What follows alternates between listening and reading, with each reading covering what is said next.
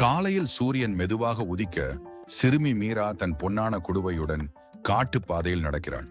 அவளது புன்னகை காட்டையே மகிழ்ச்சியாக்குகிறது. அவள் மலர்களை பார்த்து குனிந்து அன்போடு தண்ணீர் ஊற்றுகிறாள். மலர்கள் காற்றில் ஆடிக்கொண்டு நன்றி சொல்லும் போல தோன்றின. அருகிலுள்ள கிளையில் ஒரு பச்சை கிளி அவளை ஆர்வமாக கவனித்தது. அதன் கண்களில் ஆச்சரியம். இந்த குழந்தை எவ்வளவு நல்லவள் என்று சொல்லும் போலிருந்தது. கிளி திடீர் என்று பேசிவிட்டது. மீரா, எனக்கு தாகம். மீரா, எனக்கு தாகம். மீரா அதிர்ச்சியுடன் மேலே பார்த்தாள். மீரா புன்னகைத்து கையிலே தண்ணீர் ஊற்றினாள். கிளி கீச்சென்று மகிழ்ச்சி குரலில் பாடிக்கொண்டே குடித்தத. அப்போது ஒரு மென்மையான சத்தம். மரம் பின்னால் இருந்து ஒரு வெட்கம் மிக்க மான் மெதுவாக வெளியில் வந்தது. அதன் பெரிய கண்கள் தாகத்தால் சோகமாக இருந்தன. மீரா அவனை பார்த்ததும் மனம் உருகியது.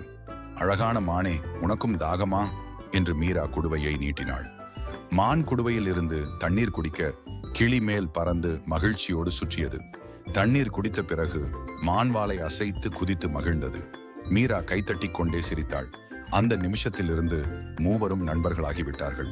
மீரா, கிளி, மான் மூவரும் சேர்ந்து காட்டில் ஓடினார்கள், விளையாடினார்கள். கிளி மேலே பறந்து கூடவே நான் இருக்கிறேன் என்று பாடியது.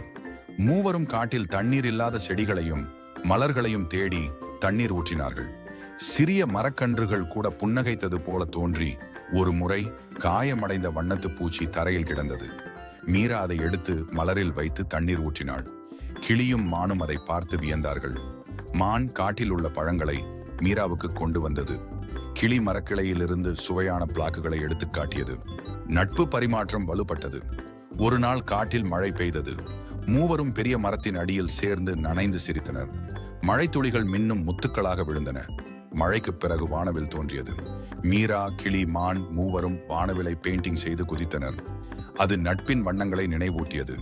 மாலை சூரியன் மறையும் நேரத்தில் அவர்கள் எல்லோரும் ஒன்றாக அமர்ந்து கதைகள் சொன்னார்கள். கிளி கீச்சென்று பாட்டு பாடியது. மான் புன்னகையுடன் கேட்டது. காடு முழுவதும் மலர்கள் ஒளிர விலங்குகள் அனைவரும் அந்த நட்பை பார்த்து மகிழ்ந்தனர்.